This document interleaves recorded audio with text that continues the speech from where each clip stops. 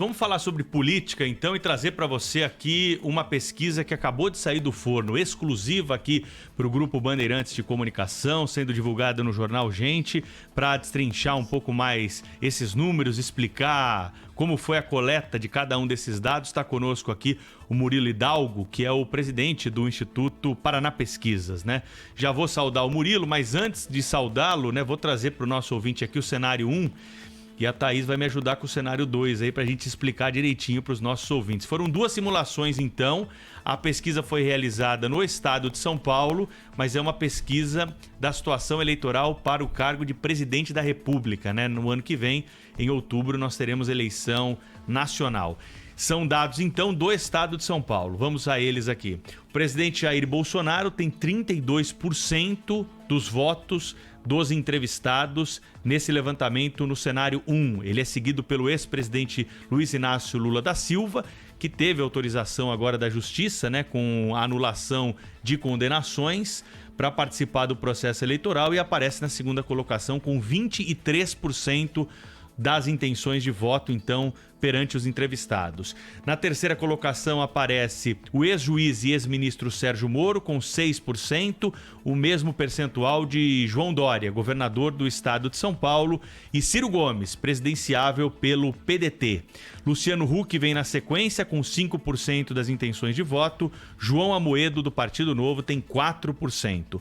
O presidente do Senado Federal, Rodrigo Pacheco, tem 0,6%. Esse, então, é o primeiro cenário da Pesquisa Paraná, que faz um levantamento no estado de São Paulo desses nomes, então, para o cargo de presidente da República. Não souberam ou não responderam, 3%, nenhum, branco ou nulo, somam 11% nesse levantamento, Thaís. É isso, esse é o cenário 1, envolvendo Bolsonaro e Lula, intenção de voto para presidente no estado de São Paulo, maior colégio eleitoral do país, e importante levantamento, também para a gente entender qual é o nível de intenção de voto de alguns personagens do estado que podem ser candidatos a presidente da República. O Instituto Paraná também fez um levantamento envolvendo Bolsonaro e Haddad, nesse caso aqui, sem o ex-presidente Lula. E aí os números são os seguintes: Bolsonaro, 32,7% das intenções de voto, Haddad, 14,5%, Ciro Gomes, 8,3%, Luciano Huck, 7,6%, Moro, 7,3%, João Dória, 7,1%, João Amoedo, 4,3%, Rodrigo Pacheco, 0,8%, nenhum, branco, nulo, 13,8%, não sabem, não responderam, 3,6%. Portanto, Bolsonaro, Haddad, 32 contra 14, Bolsonaro, Lula, 32 contra 23, o quadro no estado de São Paulo. Murilo Hidalgo, que é o presidente do Instituto Paraná, ao vivo conosco, aqui no Jornal Gente da Rádio Bandeirantes. Bom dia, Murilo, tudo bem com você? Bom dia, Thaís, bom dia, Pedro, bom dia, Cláudio, os ouvintes da Rádio Bandeirantes. Obrigada, Murilo. A gente colocou aqui os números principais desse levantamento no estado de São Paulo. O que mais chamou a atenção da pesquisa realizada pelo Instituto Paraná? Olha, Thaís, o que mais chama a atenção, na verdade, é o volume de votos do sexo masculino que o presidente Jair Bolsonaro tem em relação ao do sexo feminino, né? Ele faz 39,3% no masculino, 25,6%. E a primeira faixa etária, né? Onde o presidente faz 20% dos seus votos. Já quando a gente vê por escolaridade, a gente vê um empate técnico entre o atual presidente, o Jair Bolsonaro, com o ex-presidente Lula, né? 30-28. Esse, ao meu ver, a nível presidencial, são os principais destaques da pesquisa, né?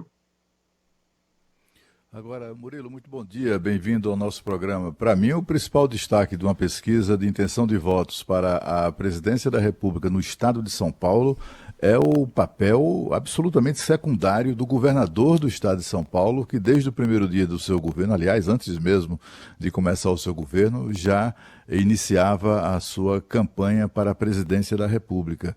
No primeiro cenário, o João Dória, ele está ali com o Lula, né, na hipótese de o Lula ser candidato. O Bolsonaro lidera no estado de São Paulo com 32% das intenções de voto, Lula com 23% e tal. Vem o Sérgio Moro e só depois é que vem o João Dória já ali em quarto lugar, né? A situação dele piora né, e não, em vez de melhorar, até piora, na hipótese de não ser o Lula, e sim o Haddad, o candidato petista à presidência da República. Nesse caso, o governador do estado de São Paulo, candidatíssimo a presidente, vai para 6º lugar, à frente somente de João Amoedo, que não tem chance alguma, a gente sabe disso, e com 4,3, o Dória tem 7,1, o Amoedo 4,3, então chega ali o Rodrigo Pacheco. O João Dória, ele tem cerca de metade dos votos daquele contingente que não se interessa em votar em nenhum desses candidatos. Esse desempenho do governador, o governador que se esforçou tanto na questão da vacina, que se esforça tanto para colar a sua imagem à Coronavac, né? Qualquer meia dúzia de vacinas que são liberadas para o Ministério da Saúde, o governador já está lá posando para foto, faturando politicamente. O que é que acontece com o governador de São Paulo, Murilo, que nessa pesquisa tem um papel tão secundário em relação aos demais candidatos ou aos principais candidatos a presidente? Olha, Cláudio, ao nosso ver aqui, o governador João Dória, na eleição dele de governador do estado, ele já tinha um eleitorado muito vinculado ao presidente Jair Bolsonaro, né? Principalmente no estado de São Paulo. O apoio do Bolsonaro, aquele Bolsodória, né, como se falavam, ajudou muito o João Dória a governar São Paulo. E com esse atrito, com essa briga política entre os dois, nesse momento, no estado de São Paulo, ele está levando uma desvantagem em relação ao presidente Jair Bolsonaro, levando em conta, principalmente, Cláudio, ao peso do interior do estado, né? Principalmente no agro, onde São Paulo é agro, a força do presidente Jair Bolsonaro é muito forte nesse setor. E fica muito claro também, o Luciano Huck e o Ciro Gomes, com a entrada do Lula, foram muito prejudicados, né? Tanto que quando a gente tira o Lula da pesquisa e põe o Haddad, são os candidatos que têm um maior crescimento, né? Eles crescem muito, né? Tanto o Luciano Huck quanto o Ciro Gomes. Então, com a entrada do Lula, esses dois candidatos foram muito prejudicados. Murilo Hidalgo, do Paraná Pesquisas, ao vivo conosco aqui na Rádio Bandeirantes, falando sobre essa pesquisa de intenção de voto para presidente da República no estado de São Paulo. Murilo, cenário 1, com Jair Bolsonaro e Lula, 32-23. Cenário 2, Jair Bolsonaro, Haddad, 32-14. É primeiro turno, tem os outros possíveis candidatos também. Me chama a atenção aqui o fato de que o percentual de voto do presidente Jair Bolsonaro é exatamente o mesmo, no cenário 1 e no cenário 2, com adversários diferentes. Aí eu fui dar uma olhada qual foi a votação que o presidente Jair Bolsonaro teve no estado de São Paulo em 2018, primeiro turno. Espantosos 53%. Ou seja, de 53 para 32, tem 21 pontos percentuais que já foram de Bolsonaro e que estão agora em algum outro lugar. Onde estão esses 21% e qual é a possibilidade que você vê, trabalhando tanto tempo com pesquisa, de que Jair Bolsonaro consiga reatrair para ele esses 21 pontos percentuais? Olha, Thaís, o Bolsonaro, do primeiro para o segundo cenário, praticamente não cresce nada, porque o eleitor do Lula rejeita demais o Bolsonaro e não vota nele praticamente em hipótese alguma. Muito poucos transferem esse voto para o Jair Bolsonaro. Agora, quanto ele buscar, Thaís, desculpe só, ele fez 53% no primeiro turno ou no segundo turno das eleições presidenciais do estado de São Paulo? No primeiro turno, olha. No estado de São Paulo, primeiro turno, ele teve 53%, Haddad 16%, Ciro 11%. Haddad, muito parecido com o percentual, aliás, aqui desse cenário 2, né, que tem 14,5% e teve 16%. Agora, a intenção de voto de Jair Bolsonaro, 32%, muito longe do que ele já teve em São Paulo, 53%. Pode ser bom até para o presidente, porque foi gente que já votou nele e talvez tenha ali algum tipo de proximidade também ideológica com a plataforma de Bolsonaro, não? Com certeza, Thaís. E não tenho dúvida que o próprio João Dória, o próprio Sérgio Moro, o próprio Luciano Huck dividem um pouco esse voto também com o presidente Jair Bolsonaro. Agora, ao nosso ver, Thaís, a recuperação do presidente ou a queda do presidente se dará 70%, eu te diria, o ano que vem, pelo bolso do eleitor. Como a economia chegará lá, né? E outros 30% hoje, eu te diria, pela pandemia, né? Como que a pandemia chegará no ano de 2022 e a economia. Eu acho que o principal eu diria que se eu tivesse escolhido um item, eu colocaria a economia como o principal desafio do presidente Bolsonaro para ele recuperar esse eleitorado para 2022. O Murilo, também foi perguntado, né, nesse levantamento exclusivo que nós estamos apresentando para os ouvintes da Rádio Bandeirantes aqui do Instituto Paraná Pesquisas, a avaliação e aprovação da administração do presidente Jair Bolsonaro, né? 42% consideram ruim ou péssima, 33% ótima ou boa, 22% regular, né?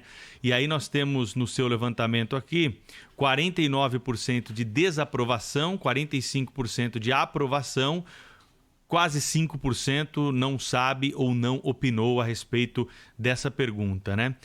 O que isso indica nesse momento e qual é a relação que essa avaliação tem com os 32% que o Jair Bolsonaro alcança nos dois cenários com os adversários na corrida para a presidência da República no ano que vem? Olha, Pedro, o presidente Jair Bolsonaro mantém 1/3 do eleitorado com ele, fiel, né? É uma coisa que impressiona.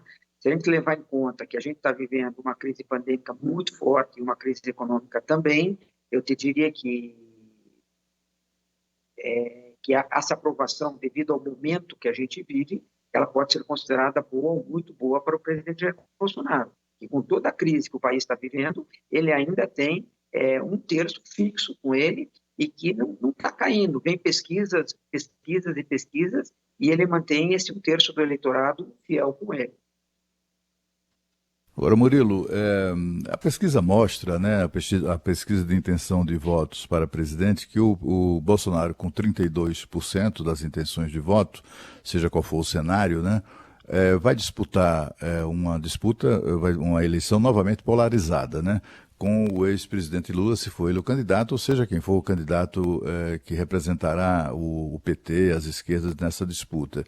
E aí, talvez até numa referência à pergunta que a Thaís fez, nesse momento, os eleitores que hoje manifestam intenção de votos no Dória, no Huck, no Amoedo, e candidatos assim com menores possibilidades de chegar, por exemplo, a um segundo turno, esses votos vão para quem, afinal de contas, né?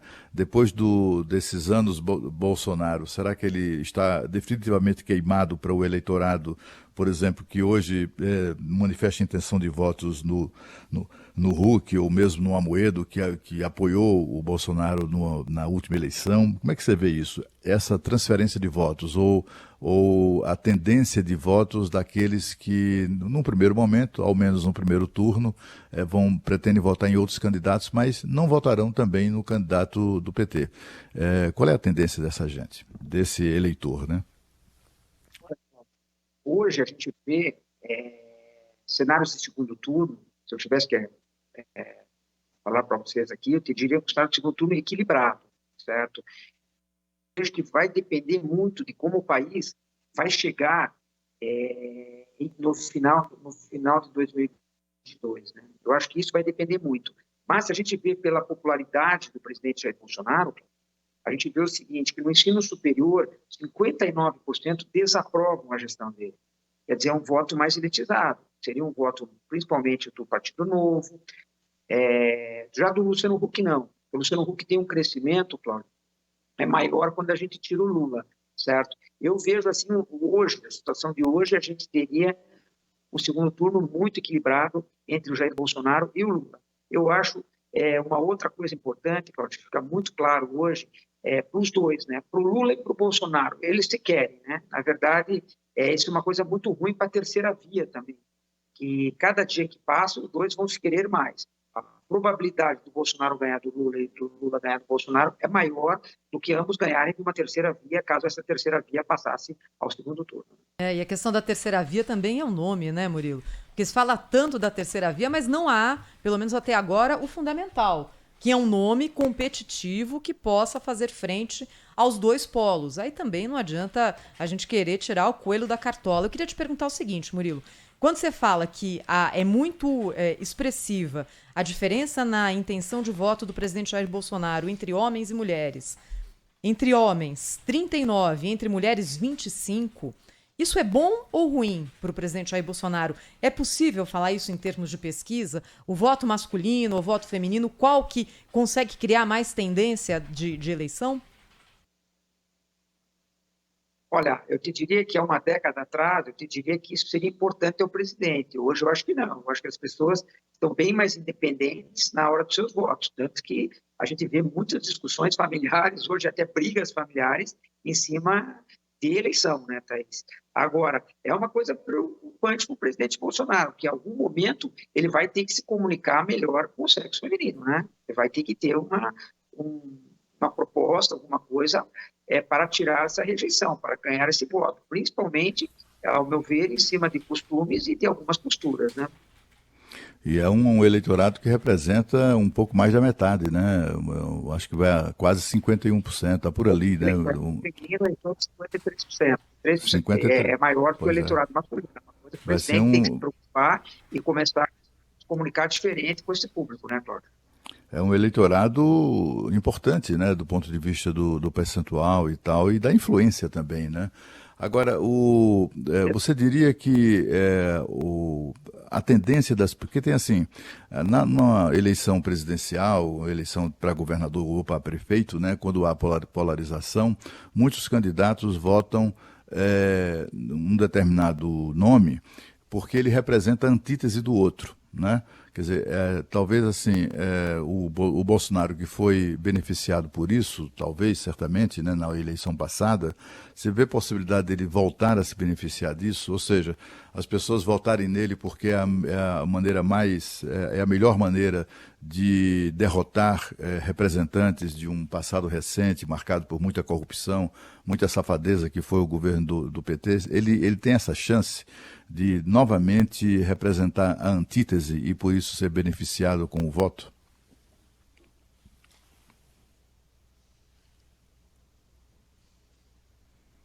Olha, Cláudio, eu vejo que tanto o Bolsonaro quanto o Lula podem ser muito beneficiados em cima do voto útil, né?